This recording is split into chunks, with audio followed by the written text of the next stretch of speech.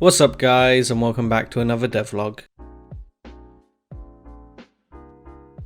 Let's just jump into Unity and I'll show you what I've been working on.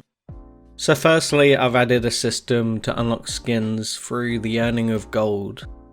So as you can see here on the left, you have a number of gold, and when you're playing the level, every gem you collect gives you 5 gold. And then when you complete the level, it doubles the amount you earned throughout the level to incentivize people to finish. So if we make a new save here, I'll show you what it normally starts as. As you can see, you can't use the red skin, it costs 100 and you don't have 100 gold. And once you've earned 100 gold, you can buy it and then it will allow you to set it as your active skin. These skins are also save specific, so if you own the skin on one of the saves, it doesn't carry over to a different save. And that applies to the current one that's set as well, so it's all set within each save. This links with a couple updates within the UI, so if we jump into the game, you'll see I've updated the gem collection, so there's 4 grey gems in the bottom left now. As you collect gems, they fill in with the colour of the one you've collected, and you don't have to collect them in any order, but they light up in the order you pick them up on. I've also added the gold number. This is just the amount of gold you've earned during the level, not your overall gold, so you know what's being doubled at the end. So if I just play through this level, you'll see as I hit the gems, the gold goes up by 5 and the gems fill in no matter what order you pick the gems up in. So if I restart and go green then yellow, you see it goes green, yellow, and then the alternate, it does that as well. And then I've added a little +5 pop up when you collect the gems as well next to the gold, just to show how much you're getting per gem, and maybe I'll make the different gems worth different amounts or something like that. And you'll also see within this, I've changed how the camera works, so I've made it so it's like block specific, so as you move on to the next screen, it shifts the camera along to the next block. So I just feel this makes the character easier to control, and it makes the artwork look better. When you have the moving camera with the pixel art, it sometimes like deforms the shapes a little bit and can look a bit weird. And I've been testing this out for about a week now, and I feel like it plays better. I've just got to design the level around it to make sure that there aren't obstacles halfway between the screens, to make sure it's like whole blocks of screen. So as we get towards the end of the level here, you'll see when all 5 gems are collected, the end block will light up red, and that's the finish location. I've taken away the finish gem, and then you just touch that to finish the level. So as we leave here, you'll see the amount of gold we picked up gets doubled, and now we can spend that on a skin. We still don't have enough, so if we jump back into the level, we can play it again and earn more gold. But you'll also see as we jump back in, I did make a tile map in the background now, so that's a full tile map that I can customize and make tiles for. I also added some window tiles here with a bit of a background behind that, and that moves at a different rate behind the window as well, so it does kind of look like you're looking outside. And then I also took some feedback and gave the background its own lighting layer and made it a little bit darker generally, and the lights are slightly smaller, just to try to get a bit more depth out of it. And then along with that, I managed to implement animated tile maps, so along the bottom you can see the lavas moving along. It's a very low frame rate, and I was just trying to set it up just to see how it would look, but it kind of grows on you. I've used it for a little bit and I think it looks good, adds a bit of motion, and I could do that with windows or anything, maybe a storm outside, or any different types of tile maps that I think would make it look good as well, or like a waterfall or stuff like that.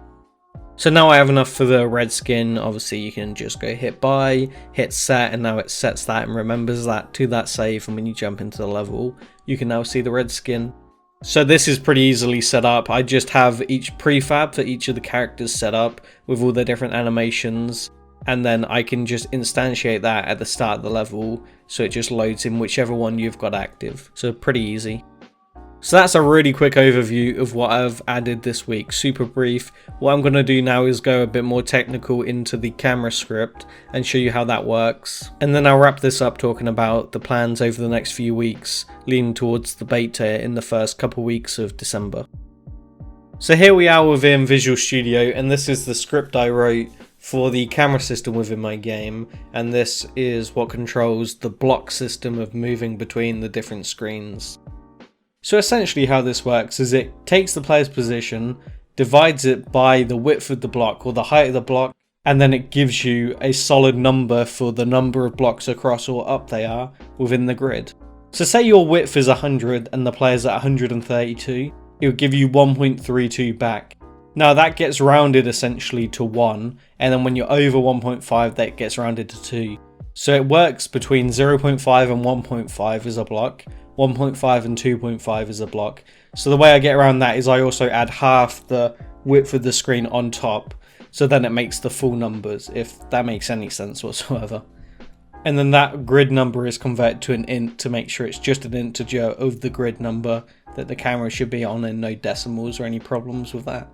So then once it's calculated what grid number you're on, it then works out the position the camera should be. So it creates a new vector 3, it multiplies the camera offset, which is a variable that you set, times by the grid number essentially, or what I've called the player location X here, and then that just tells it how far between each block essentially, and you can just change that offset to make sure it lines up. It does the same with the Y, and then it updates you. So it only updates the camera position though if the new position is different from the current position, and when it does that it tells you it's changing the camera. It then does lean tween and uses animations to pull it across, so it does that whooshing across instead of just insta flick to the next scene. And within that you can change the speed at which it moves. So I found anything below 0.5 kind of made you not really understand what was going on. 0.5 lets you follow it and understand that the camera is moving, but it's fast enough that it doesn't affect the gameplay. So initially I designed it where I just loaded in a load of variables for each set location. So it knew block 1 was this camera position, block 2 was this camera position, and it just had a big array of locations. But obviously that only works for the number of locations you set. So the way I've done it now, it will just work no matter how many x-axis and y-axis locations you have. It doesn't currently work in the negative. I actively chose to not do that because I was having problems when you fell off the bottom of the map, the camera would glitch down.